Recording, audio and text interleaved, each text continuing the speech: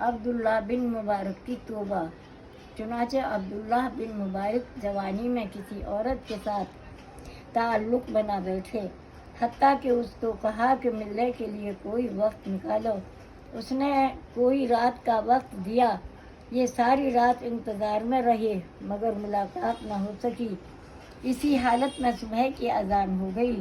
جب اذان ہوئی تو دل پر چوٹ لگی کہ میں ایک عورت کی وجہ سے ساری رات جاگتا رہا، مجھے اس عورت کا بھی ملاپ نصیب نہ ہوا۔ کاش میں اللہ رب العزت کی محبت میں ساری رات جاگتا تو مجھے اللہ اپنی ولایت نصیب فرما دیتے۔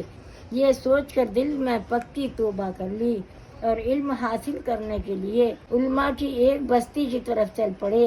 چنانچہ جب شہر سے باہر نکلے، ایک اور بزرگ بھی اسی بستی کے قریب جا رہے تھے۔ سخت گرمی کے عالم میں یہ بادل کے سائے میں چلتے رہے۔ یہ سمجھتے رہے کہ شیخ کی برکت ہے کہ بادل کا سایہ ہے، اور شیخ بھی یہ سمجھتے رہے کہ مجھ پر اللہ کی رحمت ہوئی کہ بادل کا سایہ ہے۔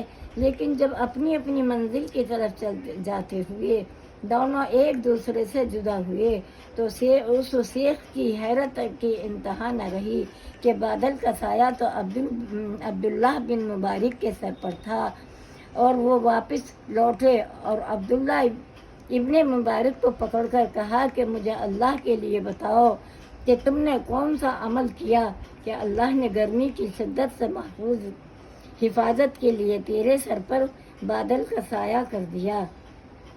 ان کی آنکھوں میں آنسو آ گئے۔ کہا کہ میں نے ایک گناہ سے سچی توبہ کی اور میں نیک بننے کے لیے علماء کی بستی کی طرف چل پڑا۔ میرا پروردگار کتنا قدردان ہے، اس نے دنیا کی دھوپ میں بچنے کا انتظام کر دیا۔ میں امید کرتا ہوں کہ وہ جہنم کی آگ سے بھی محفوظ فرما دے گا۔ تو جو